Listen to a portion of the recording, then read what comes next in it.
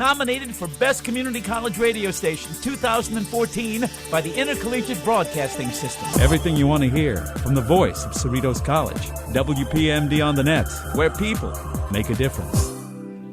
Good morning, everyone, and welcome to another edition of the Falcon Spotlight. That's right, folks. The Falcon Spotlight is the show of the campus here at Cerritos College. And as usual, I try to showcase active members of the Falcon community. And at this time, I actually wanted to reach out to some departments as well. So at this time, I would like my guests to please introduce themselves. Hi, I'm Shannon Estrada. I'm the Reentry Resource Specialist here on campus. Hi, good morning. My name is Veronica Herrera, and I'm the counselor here at Cerritos College. I also work with the Puente project. Wow, good morning. This is Good morning. great. So, can you explain your departments? I know that you also mentioned Puente. I know that that's also a club, correct? Yeah, the Puente program is a counseling program partnered with the UC Berkeley office, and we do also have a club on campus, correct? So the club works with the program, the department. Okay. Have you heard of the Puente project before? Other than that, like, do you know students on campus? Well, I know Mireya. Yes. She's part of Operation Outreach. She's a co-chair. I'm in that committee at the moment. They meet on Mondays at 3. Yeah, she's the president of the Puente Club, and she was in the program last year. So the partnership of the Puente Club is where we have a cohort of students who enroll in English and counseling courses for 1 year. And then once they finish the program, a lot of them want to continue to stay involved in supporting and mentoring each other. So that's why they formed this club, to then partner with the students in a way that they can, show them what they know, what they wish they would have known when they were new students, and they really serve as a role model for our students as club members. Cool. And you also mentioned that you're a counselor as well? Yes. So counseling, do you also have a specific area, or is it just in general type of counselor? Well, we all counselors work with any major, but we do specialize in different areas. So I do work specifically with the art majors, anything within theater, art, journalism, anything that is within sort of anything that involves the creative expression, any form, written, print, oral. Yeah. Cool. And also here we have the reentry program represented. What exactly is that program? The reentry program, it's not like a program you have to sign up for, but basically what I do is I provide support and guidance to adult students who are coming back to school. And usually like after a break, whether it's from high school to college or college to college, some never having been to college, but I pretty much just help with that transition back into school, help them with the registration process, and then we provide like the workshops, just as like an extra thing as well. Now, I know that sometimes I hear it everywhere, or perhaps the one thing that people all relate to is being gone from math for so long. Oh, yeah. We just had a math anxiety workshop last week, I believe. So we try to help out with that as well. Yeah. Anything to help them be successful. A lot of counseling techniques in dealing with that anxiety. Yes. Yeah, I know math could turn my brain into slushy. Like, oh, no. Oh, yeah, I could have used that workshop when I was a student here for sure. Now, aside from mathematics, what do you think is something that students work on in order to transition back into their studies?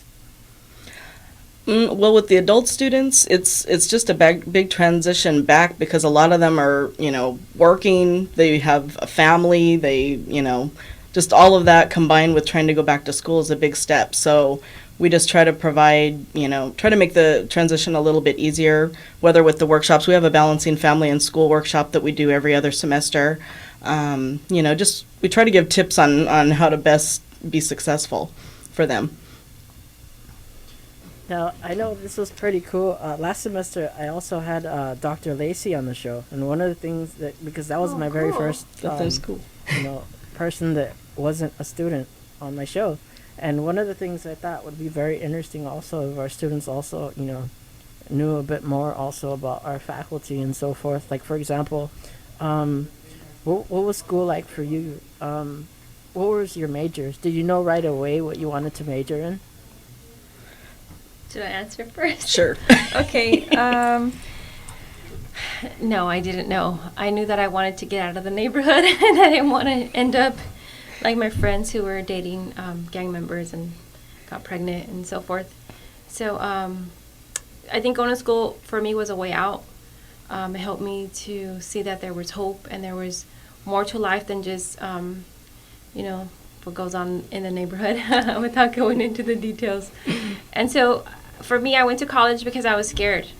I knew that I felt that there was something greater, that there was a greater purpose, greater calling for me. I didn't know what it was, but I believe that there's gotta be more. I just kept telling myself there's gotta be more than this. And so then I went on to college. I went to Cal State Long Beach because I think that was the only campus that I ended up applying to. Back then it was, I think, a little different because we had a lot of affirmative action that would help us in preparing ourselves for college. So anyhow, I went to Cal State Long Beach. My cousin went there, so I ended up just kind of finding psychology because I was able to understand people. But every course that I took, I fell in love. I wanted to be a poli-sci major. I wanted to be a cognitive psychologist. I wanted to be go into history. I just fell in love with everything because my eyes were opened to something that I had never experienced before.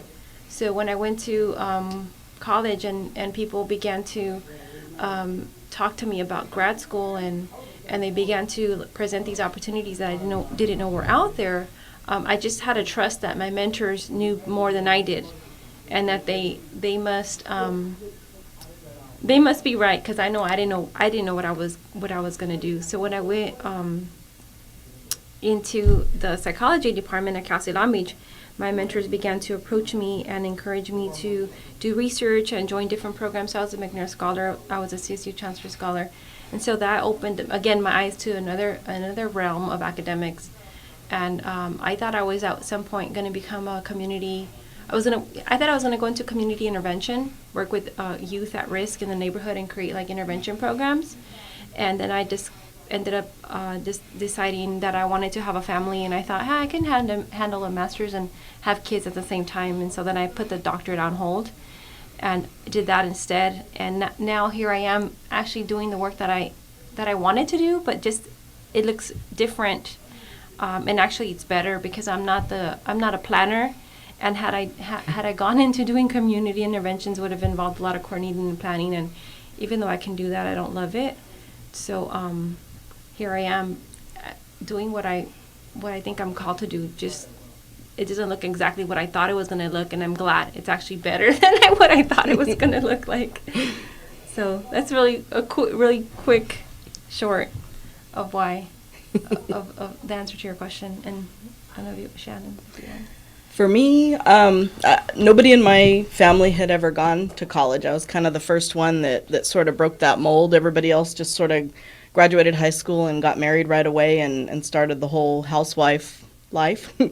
I might have done that too, but, I figured also, like Veronica, there was more out there. So I just kind of wanted to check it out, and I came here to Cerritos. It was pretty close to home. I had a lot plus all of my neighbors and everybody worked here at the time. So I came here. I wasn't sure what I wanted to do, so I just kind of went for the liberal arts degree, just so that I could kind of get my general eds out of the way and that. I kind of put off the bachelor's degree just because I ended up getting married, so that was sort of put on hold. But I did end up, I've worked here on campus since I was 18 years old, and I've sort of fallen into what I love to do. And so far so good. It sort of just finds you. Yeah, it's sort of. I was actually afraid to apply for this position, but I'm really glad that I did because it's awesome and I love it. When I heard you were applying, I thought you were perfect. Really? Well, I've heard that. We gotta tell students that they have to trust the process, that you don't have to have it all figured out. Yeah. You just have to keep moving forward. And as you move forward and you discover your strengths, the work you were called to do will just call you and lead you and pull you in, and you won't be able to resist it. It'll just become part of who you are. Yeah. We have a choosing a major workshop as well that one of our career counselors does, and she says that. Yeah. Sometimes it takes a while to figure out what you want to do, but explore. Yeah, it's part of the training process. If you had your dream job today and you don't have the skills that you need, you probably wouldn't keep that job for very long. That's true. Pretty cool. We'll be right back after this 2-minute public service announcement.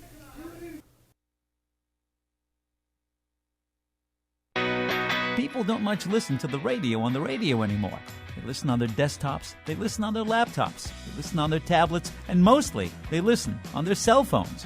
You can hear WPMD on great streaming sites like TuneIn and Streema and Radio Shaker, and now you can listen to the place where people make a difference on our new WPMD app. It's free and ready for you to download. Just go to appcatch.com, that's appcatch.com, search for WPMD, then hit launch, and you're with us. It'll work on your iPhone, your Android, your BlackBerry, your iPad. You can take WPMD with you wherever you go, whenever you go. The WPMD app. One more reason why WPMD on the net is the place where people make a difference.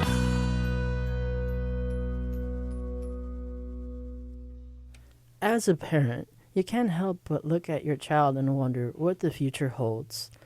You may dream about the possibility of your son or daughter becoming a professional athlete or a renowned heart surgeon, but while dreaming, consider this: the odds of your child will be diagnosed with autism is 1 in 88.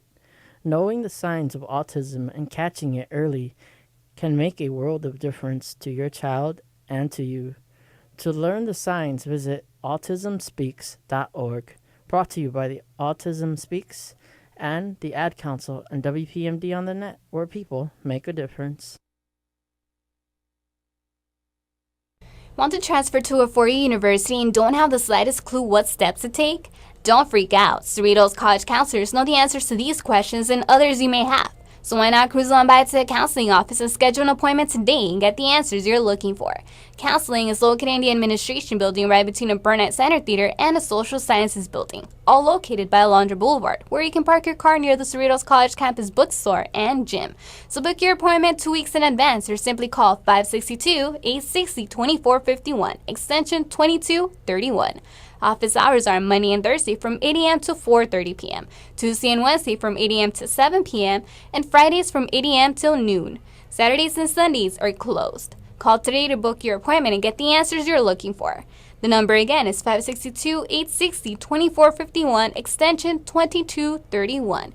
Counselors are waiting to answer your questions. This has been a public service announcement from WPMD Cerritos College, Norwalk, California. This is Rob JF here on WPMD, and welcome back to the Falcon Spotlight. And I'm back with my guests. And we were just talking a little while ago about majors and so forth. Now, I know it could be very tricky at times to, pick a major. I know that, I've changed my mind quite a bit when I started. And when I first started, I thought I was going to be a sociology major. And I actually had an appointment with, I ended up seeing a job fair, and AmeriCorps was there. This was when they were working with the K through 6th grade after school program. And then after that, after I served the state, Bellflower Youth Center tried to offer me a job interview, but then they said, "Do you have 12 units in child development?" And I was like, "No. Never mind." So that became a side goal, as I ended up taking those 12 units. I even did my training at my little sister's 4th grade class to do my instructional aid work experience class. And then I was taking a bit of broadcasting courses, and that's when I got the hang of it, that I thought I would want to do this. The only thing is,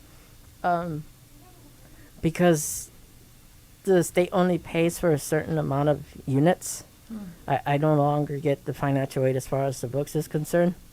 So that is a hard thing as far as finding ways to pay for books. Right. Oh, yeah. Yeah, definitely. Well, I don't want to. I was going to ask you, like, if you've already contacted or met with financial aid counselor to see what your situation is, because sometimes it's case by case, and they're able to help you understand. Like, if you've had a change in major or career path, there is a process that you can submit a revision, and they can look to see if they can assist you with additional financial aid. So don't just dismiss it right away if you haven't met with the counselor yet. Maybe you and I can meet later, and I can see if there's anything that we can do, because there's always if you've got a sort of legitimate reason for why you've changed your path, or now you have a new career path, there's always opportunity to explore that. So just let's look into that more. Scholarships as well. Oh, yeah, I like to really definitely. promote the scholarships. Nobody ever told me about scholarships when I was here, so now it's my Yeah. mission. You know what? And something about scholarships, I applied to every single scholarship. Well, let me say, I got every single scholarship that I applied to. And I would take students with me, and I would say, hey, you guys have to apply for this. And most of them never did. So there's not a lot of competition out there. And even if everyone that you told applies, usually there's enough for everyone to get some money. So definitely scholarships, yeah, it's a right avenue, and a lot of students don't use them. So that's Definitely. another. That's another workshop we provide to a couple Oh, good. scholarship See? workshops That's too. another workshop. So see, we're trying to help. And it'll also prep you, like, if those students who are thinking of going to the UC campus, when you do your scholarship workshop, the essence of a lot of what you write in there is really who you are, your story. So that can be used to help you build on for the UC statement. So there's a lot of overlap in some of those questions. Definitely. Yeah, so it's not totally lost. It's all good. It can be used. Reuse, reduce, recycle, right? Just kidding. True. Yeah, speaking of scholarships, so last semester at the awards banquet, this was my first scholarship ever. It was at the banquet they award the Bob Epple scholarship. Oh, Oh, yeah. very cool. Yeah, Awesome. That's so I right. got to get that one. That was pretty cool. Thank you. Yeah, I'm definitely up for trying to go for scholarships. That sounds great. I know that some of them, they require essays, correct? Yeah. Yeah. Yeah, that's what I was referring to, like the, because, well, Shannon mentioned that this workshop that they give will actually help you in writing that scholarship or giving you tips, Kind of right? do's and don'ts and Yeah. what to include and stuff like that. Right, and then once you have that essay developed, you can usually just tweak that or use it as a foundation to build on for your UC statement if you're thinking of going to a UC campus. But no matter what, when you write your essay, you can always come in and see us. We can give you some feedback on it. Yeah. We're really Definitely. good at that. Yeah. We've There's a got a couple lot of of good. There's a couple of teachers who have offered assistance too, like Yeah. during their office hours. So, there's Yeah. always a way. Yeah, faculty have a lot of skills, not just being in the classroom, but outside in their office hours. If you guys come see them, Definitely. they give you guys a lot of help in a lot of different areas.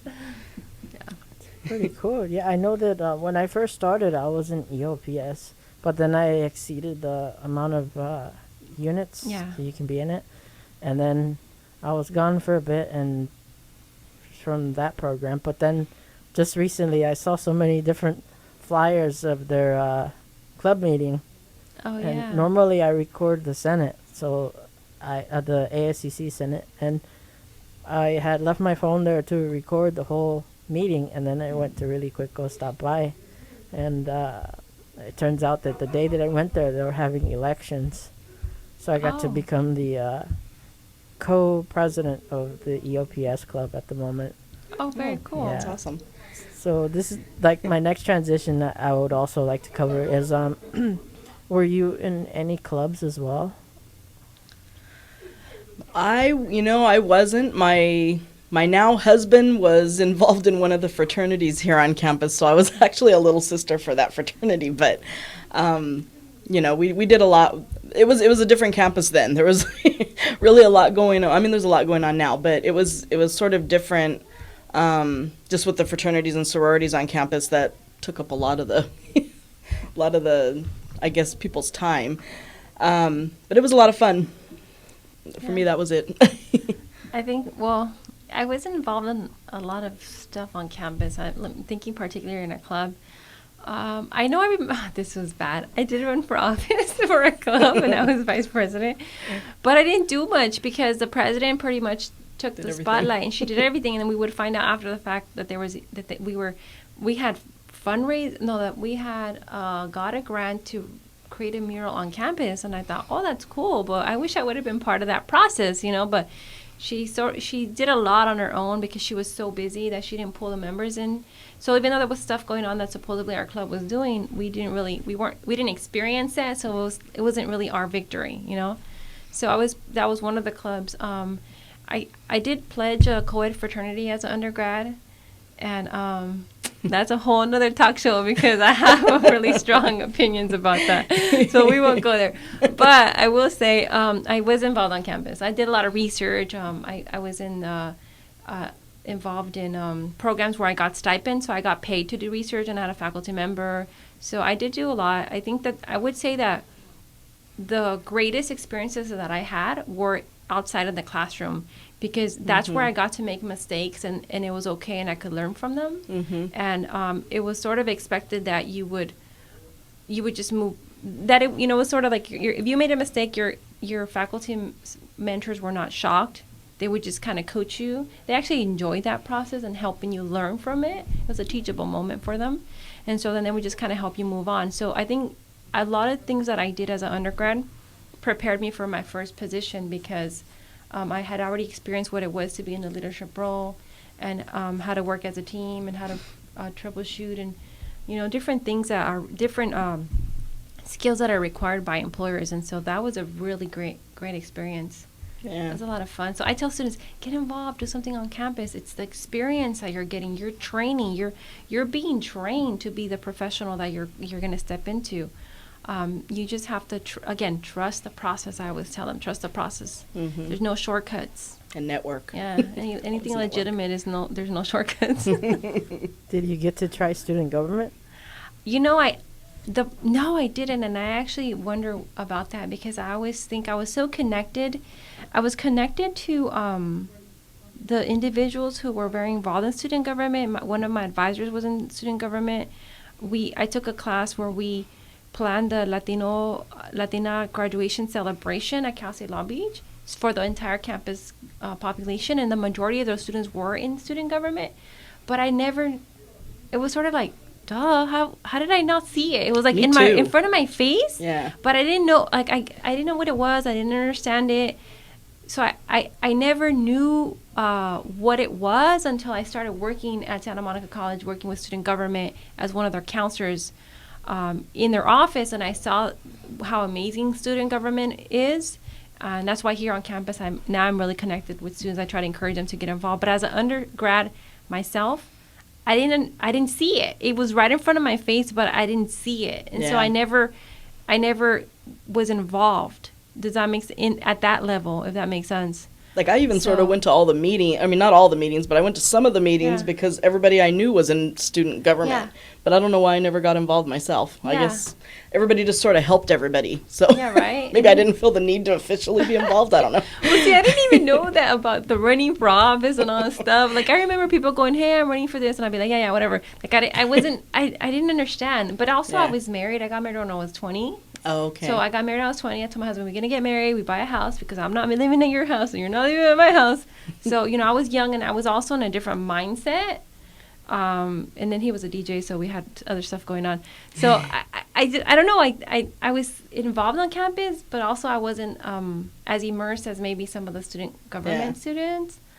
I just wasn't officially involved. See, sounds like you were more connected than I was, because if you were attending meetings, I probably thought they were fun. I don't know. I'm sure they were. I'm sure they were fun. So, but more students have to get involved. Yeah. I mean, just Yeah.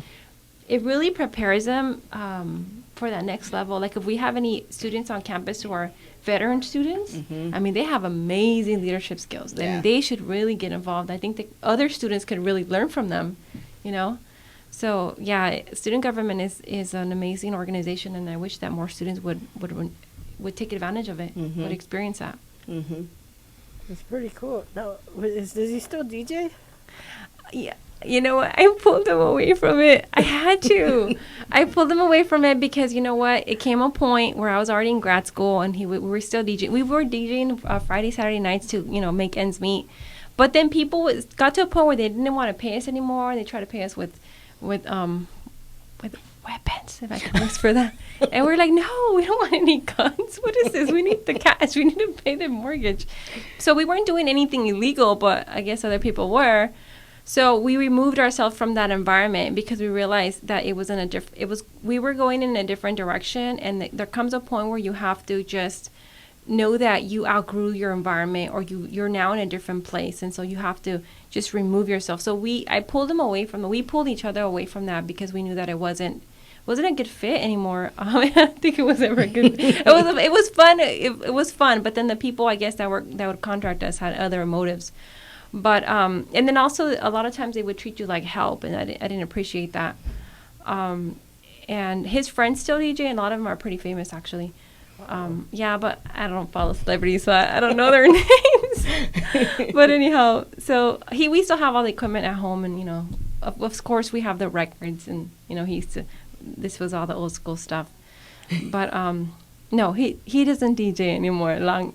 That was a short answer to the. Because actually, I was about to say, there's I don't know if you're familiar with the International Students Association Club. Well, one of the things they do is it's once a year, and it's called Global Village, and it's when each club, they try to make it a collaborative thing where every club will volunteer to represent a certain country. But 2 years ago, I tried to get the station involved, and we borrowed a DJ system. We had somebody who was willing to bring a system, and we had someone who specialized at the time. He had a show that was music around the world. Cool. So that is something we are in search of, to get someone to DJ, but they would play music from around the world that day, and it'll be in April. Oh, that's cool. You know, yeah, you definitely wouldn't want to get someone that has that broad of a area of expertise. I think all my husband and his friends do a lot of like old school and I don't know, whatever's out now. I don't listen to the radio. But you know what? I'll let him know if he knows anybody that would have that. I mean, it just, you know, DJs have a strong network, and they just, the word will spread like fast. So, I'll ask him. I'll let you know. Cool. Now, I was also fascinated with the history of the campus. Actually, in the summer of 2012, I took the multimedia journalism class with Professor Cameron. And one of the main projects that we're working on is a weekly blog. And I wish I could remember my password, though. I forgot. But, however... Wait, what class is that again? This was journalism multimedia. Okay. And one of the things he told us was, okay, I want you to make a blog, but I want it to be based on your major. And he actually told me, I believe you're too close to radio, but I think it's great that you're involved on campus with the clubs, but I think you'd be fascinated with what you'll discover. And so I ended up doing the blog on that. And then as I looked further, I decided to take a look. Because normally I'll walk in the ASCC activities office and I would just walk past the lobby and just go straight to the club room. But then I decided to take a closer look in the office and notice these giant plaques that are by the sofa and stuff all on the wall.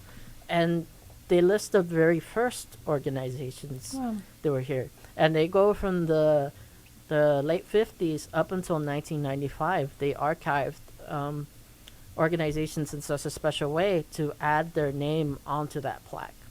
Cool. And it was amazing to see how there was fraternities and sororities there. And I was like, wait, we don't have that anymore here. I want to, I'll go ahead and No, when you cover said that, I wanted to ask you. Yeah, so they used to exist, but They it's did. something because there was a student, because right now Professor Cameron is running what's called Talon March Journalism Leadership Academy, and it's going to be broken into 3 different Fridays. And I met a student well, I think former student. He's alumni. He says he was here, I believe, in the 60s or the 70s. Joe, he says he's always taking photos of the various events. I know him. Oh, cool. And it was so amazing because he was showing me a lot of different pictures of his past work and so forth. And you know, He was in pictures a from the fraternity. past. Yeah, and it So was what happened? Why did amazing. they stop? I'm curious to know why they ended. Wait, I shouldn't ask that question. I think I know the answer. You know, I'm not really sure why they ended. Just because we were graduated by that time from here, So then they just didn't. I'm not exactly sure like what prompted them to stop the fraternities and sororities, but Wow. it sure was. It was a lot of fun when it was here. Yeah, I mean, I've tried so much to like dig as much as possible to find, you know, what happened, but it, you know, Maybe student activities. so far from what I understand, it was an accident, I believe, with float building. Somebody decided to use the little, you know, 4th of July sparklers. Oh. And the float, I guess there was Okay. an error or something. Oh. That's as far as I got. But so I interviewed and did some YouTube videos, and someone commented though, stating that someone perhaps that it was more the fault that somebody who was in a fraternity was counterfeiting money. I believe. Oh, goodness. Yeah, so it's bigger than I thought. So, Wow. Yeah. I don't know, but we were disappointed when we found out they weren't here anymore because they had been here, gosh, I mean, I think my husband's fraternity had been here since the 60s at some point. So, like, did they have a house? No, they didn't have Okay. houses and stuff, but student activities was like a sort of the hub. Everybody, it was like packed Wow. constantly. Everybody sort of hung out there. Yeah, it was amazing. A lot of the photos that Joe showed me, he also it's something how history has changed though, because I know today we have Mr. Cerritos and the Homecoming Queens, but he was showing me photos of the past and how there was a Miss Shamrock and a Mr. Valentine. Oh, wow. So it was pretty interesting to see the evolution. past. Uh-huh. That's Well, Mr. cool. Cerritos was still here. I mean, when I was here, that was a big thing. Yeah. You know, I go now though, and just remembering back then, it was standing room only. You know, it was Wow. just because everybody was so involved. You Yeah, know, it was and then people if you were have so a lot involved. So, like, if they had a lot of fraternity sororities, and I'm sure they would all be competing because it becomes a very truly competitive spirit. Yeah. Between the fraternities. Uh-huh. But it was fun, you know, it was like all in fun. It was Yeah. kind of like all in fun. It was. That's cool. Yeah, I saw the photos of some of the past floats. I think they look taller than the floats Oh, they yeah. build now. Really? Float building was a big thing, and everybody went. Wow. You know, so back there behind that stadium used to get packed. Sometimes I think the neighbors would complain from the noise, so they had to start put a sort of a curfew. We had to be out by midnight. Oh, yeah. But yeah, a lot of fun Cool. days, fun times. Pretty cool. I mean, I've tried my best to research, and you know, that blog, I showed him it. That was pretty cool because he said that he's been looking to try to find a website that showed something of the history, but he said that the only one he had encountered at first seemed wrong. Like it didn't have probably accurate info. And I told him how when I did my project, I had handwritten all of those, and that was a lot of names. That was a lot of clubs and a lot of fraternities and sororities. So that took Wow. some time. And I remember Professor Cameron had basically every time we did our work on the following week, he would show it on the projector, and we'd have like a critique. And at the end, we had to place our blog into our final project, which would be using Dreamweaver to make like a basic 5-link website. So it would have a next button and a back button, and you'll go 5 different pages. And he congratulated me because mine was most original, because I didn't borrow any videos from YouTube. They were all made by myself. Cool. And that was pretty cool. I ended up finding an employee who was in a sorority here on campus. I forgot her name, but she worked at Project Hope. Oh yeah, I know who she is. Oh, yeah. Her name eludes me right now, but we've talked. Oh, wow. So, yeah, it sounds like you worked really hard on that project. Yeah. Congratulations. And for it being a 6-week class, I just... Oh, my gosh, 6 weeks. It's like, I want to find as much info as possible. And that's Oh as my far God. as I got. You did first-hand research. I thought they were, oh no, I'm sorry. I thought they were starting I'm not a website, like a Facebook page for a lot of for the sororities and fraternities that work here. Oh, really? So I don't know, Tony Grijalva over in public relations or public affairs. Oh, now you put him on the spot. I know. That's good. Now we'll see it get done. I don't know. Just she had mentioned something, so I don't know. You might ask her. Yeah, she was one of the ones that I tried interviewing, I believe. I think she had told me also that the past, what was it? The station also had a speaker back then too. Like, it's amazing also to hear the past of the radio station. Like, to hear the heyday of the station, how speakers were like in the bookstore, they were in the ASCC. Oh, that's cool. And in the student center. Like, it first started off with the speaker in the cafeteria. And the phone line didn't go anywhere else other than to the station. So people would call and ask for a song request. All throughout campus? Well, no, just in the cafeteria. Oh, cool. That's it was neat. just a line there, and they played music from there. And then they branched out. And then, unfortunately, though, I guess the bookstore was purchased by an outside source. And then the bookstore, I think it went through renovations. Yeah. So speakers weren't put. But it's pretty amazing though to hear the rich past of the station, and it turned out that the guy who DJs what is it, Ray Martinez, the guy that does the DJing and the hosting for Mr. Cerritos, aside from him being in the Disc Jockey Hall of Fame, he was a student of the station back when it was called something else. Oh, wow. So it was pretty cool to hear how cool. he made it into the Hall of Fame of DJing, and he has this golden ring that has a microphone, and then he has a golden chain that has a microphone. Oh, wow. And so it's pretty cool, to see how he did a lot with just the microphone. That's cool. So I tried my best to try to get him to get in an interview, but since he lives in Arizona, the time is different. Yeah, and since the time of my show, I couldn't pull it off last semester, but hopefully I'll see him at the Mr. Cerritos coming up. I'm going to catch him when he's here. Oh, yeah, you might just have to play an interview, a recorded interview with him.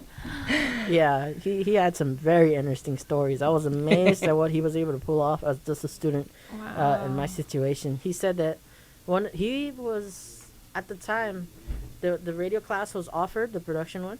We were assigned positions just like in the major stations, like promotions director, program director, news director, and he was the sports one. And what he did is he wrote to various sports teams, like in the major leagues, and they sent him press passes. And then he said that he was gonna have Muhammad Ali was actually gonna be here for, I think, a track meet or something like that. Wow. And he said, I'm going to find a way to interview him. And he went there, and he was like, I'm here with the greatest. And he said some kind of long line, and he was able to at least get a one-liner from him. Wow. Wow. That's pretty so amazing. He got access to him. That's pretty cool. Yeah, that was he had amazing. some big bodyguards around him, too. Just kidding. Wow. That's pretty cool. And so I'm hoping you guys have all this saved audio somewhere. Archives. Yeah, I mean, we have an automator now. I'm not sure if it existed back then. I'm not sure how long the automator's been here, but there's the computer. We have this device here that I believe stores like 100 CDs, and then a program in which we can, basically, it's up to the individual host to record their show. They record it on a CD, and then from there, you have the privilege to be able to import it onto the computer, in which that's usually when you're a student here and you apply to have a show, you're also entitled to a replay, and you choose it based on an open hour slot that's available. So, for example, mine's, I try to have my replays either on Friday nights or Wednesday nights. Oh, I see. Depending when I get to edit, and then I'll have to make sure that it fills up the hour, and I program it, and it'll replay at that time in the evening. So one of the bragging rights that the station has, it's never off the air. If nothing live is happening, we have already programmed the automator to cover our backs to ensure we have that bragging right still. Awesome.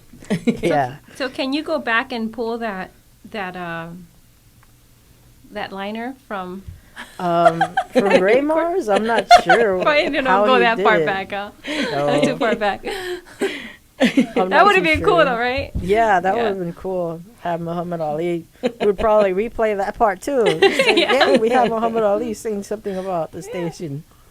Yeah, see? So that was pretty cool. The only thing that so far that I've been able to accomplish actually is I was actually inspired by Professor Bright. How basically, as it is, when you're in this class, it's humorous. He's like a stand-up comic Yeah. teaching. Time Oh, goes by he's like that. You don't hilarious, feel yeah. like you're in class. So one of the things that he would always say is, so we'll have a lecture, and all of a sudden, the first week or so, he'll be like, "You right there, you're sitting at that particular seat. I'm gonna tell you a story.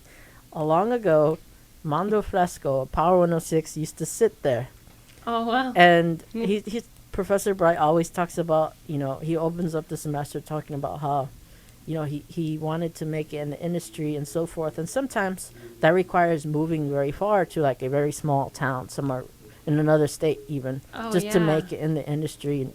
And then, work your way up. Then you get to come back to California and try to like get in the major stations. Otherwise, it's who you know. Yeah. Right. So right. what happened is Mondo was a student here, and he spent hours in the studio here. The one as you're a sitting student. in? Yeah. So he would spend hours even editing, when he wasn't doing a show, he was in one of the other two studios in here and just editing like crazy. And he applied to Power 106, and at first he tried to apply, I believe, as an on-air talent, but he didn't make it. But he applied for the promotions team, the van that goes out to different areas yeah. to play To throw out music. T-shirts? No, I don't know. So they liked his performances. They liked how he carried himself, and they ended up offering him the chance to be on the air. Wow. And Awesome. right there, and then when you Google him and so forth, it talks about how right now he's having a clothing line, and he's Wow. also in I believe the Spanish version A of long MTV Tres, I think. Oh, okay. So and then I believe trying to do acting as well. So Yeah. he's balanced all this. And so Professor Bright would talk about that, and he'll be like, but I haven't had a chance to get him to visit. And then I heard that Mondo was a student back in like 2003. So it had been a while. So I tried contacting Power 106 for a very, I'd say 2 months. And I got him to come here. Wow. Oh, awesome. Yeah, so he was here in the spring of Persistence. 2012. Wow. Very cool. That's great. Congratulations. Thank you. That was pretty awesome. I was like, I remember in the message I put down, Mondo has become an inspiration, but his story has become legendary already here at the school. I want him to come here. I think it means a lot to get those success stories here, or bring Yeah. the people back, and it inspires people, Yeah, motivates so them. We would really like to, keep the station going and so forth. Oh, yeah. Right. It's amazing too how, we're starting to get, buildings changed, upgraded and so forth. It'd be really cool to see the station, continue in the future Mm-hmm. as well. Yeah, we need to. And it's part of the campus, Yeah. part of the history, and part of the experience in preparing our leaders, our students to be leaders. Yeah, I know that a lot of people. Sometimes it's something how people, the students who are, the average ones that just go to class and go home. They may not know that there's a station because they're at the other side of the campus and stuff, but they see the paper. So at the time they're like, "There's a station." I'll be like, "Yes, there's a station too." Well, see, that's when you were saying about the speakers, you guys had speakers, or we had speakers back in the day around campus. I mean, that's how you get the word out. Because Yeah. unless you walk past right there, you're right here. Yeah, the hill. Once you hit a few steps past, Yeah, this little area. you don't hear it anymore. So, yeah, we got to get some more word out. Mm-hmm. Definitely, because right now, aside from just our one speaker, our bragging right though is that we can reach the world. We can Right. because of this is internet. So Right. this is live at the moment, I believe, through Windows Media Player, Okay. Okay. which gets to be heard on WPMD.org. So everybody around the world may hear us, but here on campus right now, we have the Unless you hill. walk past or Yeah. log on. So it'd be really great to branch out as well. Yeah, definitely. Definitely. Awesome. And we are working on an app as well. to get on another app Oh, to that would be to cool. further also be Mhm. heard on the smartphones. Yeah. So that'll definitely be great as well. Yeah. Well, Yeah. we definitely appreciated the opportunity to come. Yeah, definitely. Get our information out. People just get the word out. Right. Right. Well, definitely. This is always a great opportunity to try to further promote our various programs here that we have Right. here on campus. Some people, especially the ones that they just go to class and go home, they may not be aware of all the different opportunities they have Right. available to them. Right. Like, it wasn't until I went to student government that I heard about that there's actually benefits that come from having your student ID. Yeah. Oh yeah, there are a lot of them. All of You a guys sudden pay for people that. are like, wait, the Yeah. sticker gets me movie tickets? A little bit cheaper? How's that? Yeah. That's what I try and let my reentry students know, just because a lot of them are adult students, and if they're working during the day, they may not know about some of the things that are going on, but if we offer stuff in the evening or whatnot, I try and just let them know a little bit about what's happening and what's available to them. Right. It's important. And something, if I can just add on, earlier you were talking about Mondo, right? Mhm. That he did all these things to get where he's at now. All these experiences that he had, how much he worked, how hard he worked is very evident. How hard he worked to get where he's at, and that's what Shannon and I were referring to earlier about the process. Trust the process, right? That you have to reach out and try all these experiences, and so like our adult reentry students who may only have a chance to come to class and go home, if they can find something to get involved and any student on campus, because again, you're being prepared and you're being trained for that profession that you're going to do, and there's no shortcuts. I mean, it doesn't matter what career you go into, the process is the same. You got to go out there and do the things that maybe somebody else doesn't want to do, but if you do it and you're at the right moment and the right time, that opportunity might present itself. So everybody that you talk to, anybody on campus, is going to tell you the same thing, that they worked hard to get where they're at. And even though the story is different, the process is the same. Yeah. It really is. So I think that's... And it's important to really find out what your resources are. I really try and let my students know that. Yeah. Find out what's available to you. Find out, who can help you here on campus and how and what services are available, and find out about scholarships. And, we had a student, she was pretty well known, Angela Kelly, some years back.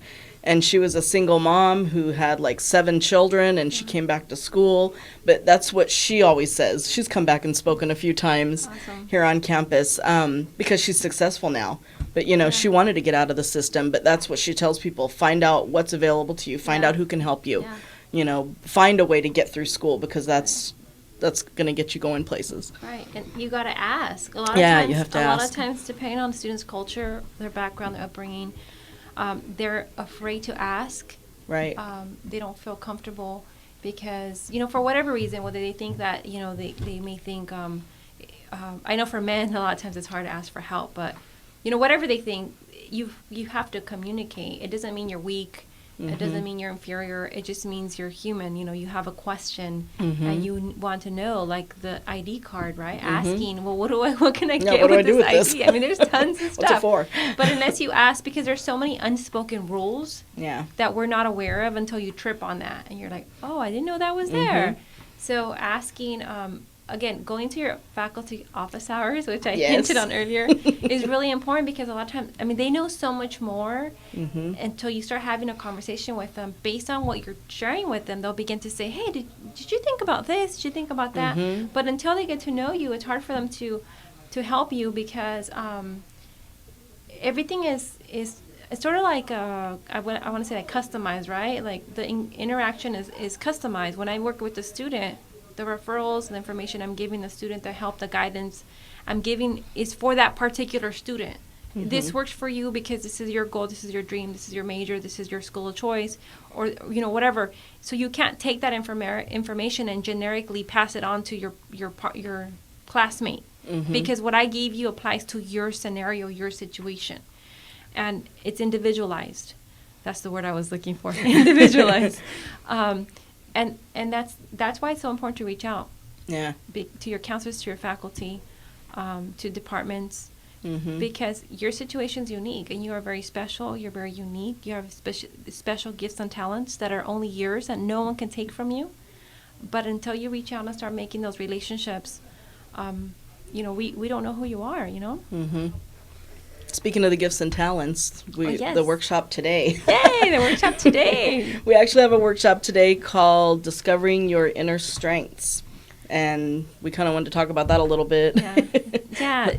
It's going to, it'll be today at 2, let me see, I'm looking at my. 2 to 3:30, BE 119. 119. Yes, and it's very interactive. It's a fun workshop, but you also find out a lot about yourself. Yeah. So your strengths, your talents. We're going to be looking at helping you to understand how your strengths and your gifts naturally fit into different careers. It's about personality fit. I tell people you're wired to do the work you're called to do. And a lot of times we grow up being socialized to become someone you're not. And so as you discover who you really are, you start discovering that those dreams that you have actually make sense because you're attracted to those dreams and to those professions because you have those gifts already. So yeah, it's a fun workshop. It's very interactive. I think right from the beginning, there's interaction and it goes really, really fast. And it's just a little introduction. And hopefully students, we'll get students that go, well, we always do. We usually get a pretty good group. But if you're not able to make it and you want more information, the Career Center also offers through the Eureka website, right? They also have an inventory that you can take and to help you understand your personality. I always tell students that if they have a chance, that they can reach out and actually purchase Carolyn Khalil, who's the author.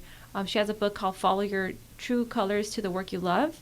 Her book is really powerful. I have a lot of students who have told me that it has really transformed their life, and it's pretty affordable. I think it's only like $20.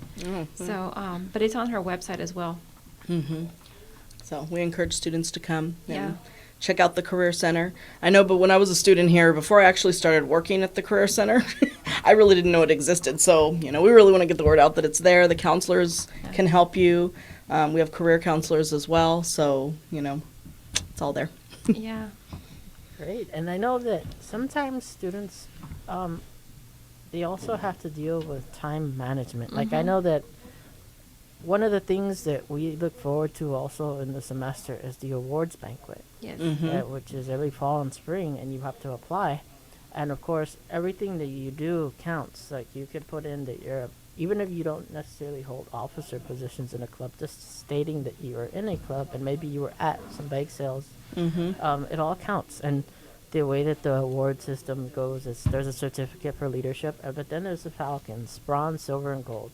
But when you earn your third gold Falcon, instead of getting the Falcon, you get the President's Award. Wow. And right now, that's awesome. That's my goal that I'm trying to get to because I've already won 2 gold Falcons. Congratulations. And the President's, thank you. Yeah. The President's Award gets presented by Dr. Lacey. Ooh. So one of the things I'm trying to do, and I'm trying to balance a lot, because this semester, I hold multiple offices in clubs. I'm the Interclub Council representative for Astronomy Club. I'm the social ambassador for Active Minds. Wow. I'm the secretary for a club that Tony Grijalva started called Project Care. Okay. I'm the treasurer for broadcasting. I'm the treasurer for the International Students Association. Wow. And you're balancing a lot. The co-vice president of EOPS and the president of Martial Arts Club. And then the assistant commissioner of public relations. Okay, I lost count already. And then I'm a member of Go Green, ran by the VP of student government, and I'm in operation outreach. Wow. So you need time management. Yeah. Well, and you know what? Let me just say this, okay? I gotta say this. Sometimes it's about quality, not quantity. So sometimes in order for you to truly grow, and to really develop those skills, if you can focus on less and just focus on those areas that you're really looking to develop, you will get more out of that experience. So notion of grit, if you're familiar with that, it's about you just being deliberate, consistent behavior within the same focused area so that you can develop that area of expertise. Because if you spread yourself too thin, so you have all this stuff on paper, I'm not saying this about you, but I'm saying, like, I see some students that they're doing so much, they're not really doing much. They're not really doing anything because they're running from place to place to place to place. There's no follow through. There's no follow up because they can't balance it. It's just unrealistic. They're setting themselves up for failure. But I mean, yeah, I've also seen students do it, and they just immerse themselves in all these activities, and they just every single minute of every single day, probably what your schedule looks like, right? You're somewhere, you're doing something, and then at the end of semester they just crash because they just burn themselves out. So be careful. You got to honor yourself, and allow yourself to do that which is not going to burn you out. Like, don't overdo it, I'm glad you're doing so many things, which is great, but just be careful. And also, if you learn how to delegate, that also helps. Yeah. That's a workshop I'm trying to look into getting a presenter for, is a time management, because I know a lot of students have issues with that. I mean, the Balancing Family and School workshop that we do in the spring sort of covers. That's one of the, it's actually called the 4 keys to balancing family and school, but time management is one of the topics she talks about. But I think it would probably be good to just have a whole workshop. Yeah, it would be good. Kind of dedicated to, I need to find an expert who can present that for me. And you can also have them look at their personalities, because there's certain personalities that are just better at managing time than others. Like, I do a good job. I've learned how to do a good job at doing events, coordinating programs. But it takes a lot of energy out of me, and it just burns me out. Someone who's a true planner, they know I'm not an organized person. Like, they can smell me a mile away, okay? But if you're not an organized person yourself, then I'm pretty impressive. I'll impress you, the things that I've done. But again, these are all tools that I've picked up, that I've learned over the years as a student, being in all these things, all the different leadership opportunities that I had. I learned how to be organize and how to manage my time, how to use a planner, different things, different long-range planning, to-do lists. There's all these things all these strategies you can use. But there's certain things that if you're in there for too long, you'll bring yourself out. Yeah. Yeah. And what tip would you suggest as well for, like, ensuring that you can balance things? Oh. Right. Well, I'd say, first of all, you want to prioritize. Yeah. What's the most important? Which ones are more important? Which ones can you take off your plate? If you're going to bring a new responsibility on, which one can you take off? Because you need to be able to prioritize it. And then within that, you want to go. You said one tip? Because I'm sorry, I've already given a whole bunch of them. Whatever's helpful. Yes. I mean, prioritizing is important, but then that's not enough. You got to now map it out. The calendar serves like a blueprint, right? You want to put your target deadlines in there, pull out your syllabus, put all the deadlines, any events you have going on. Something that we do in our home and that works really well is, as a family, we have a wall calendar. So everyone's deadlines go on there. My kids' Little League games, if my husband's doing stuff, events that he's got going on, he puts those on there. Anything I have going on, I put on there. Everything goes on there, because then we know what everyone's doing or what we're planning to do, so that we don't double book ourselves, because that'll happen. If you're not communicating in your home, next thing you know, you're supposed to be at 3 places at the same time. And well, that's, then there's a big fight, right? So you want to communicate. So mapping everything down on a calendar is going to help you. And then from that, you work on using to-do lists and weekly lists and stuff. And to be realistic, too. Like, you can't add, 80 things and to do in one day, because it's not going to happen. Yeah, learn how to say no. It's okay to say no. Like, I wish I could help you, but unfortunately right now I've got this going on. Maybe we can schedule that for next week, or maybe you can find somebody else. So there's a way to do it gracefully. I learned that, when I was, an intern and doing all these things, I was always saying yes, yes, yes, yes. And then I had to realize, no, it's okay to say no. So learn how to say no. That's another big one. Definitely. Yeah. Well, I want to thank you for your time. Unfortunately, we've run out of time. Oh, no. But oh, no. I look forward to talking to you again soon. Thank you so much for the opportunity. Thank you very much. And remember, folks, tune in to Deaf Man's Music next. You can like our Facebook page here on Cerritos on Facebook. Just look up Cerritos College Falcon Spotlight.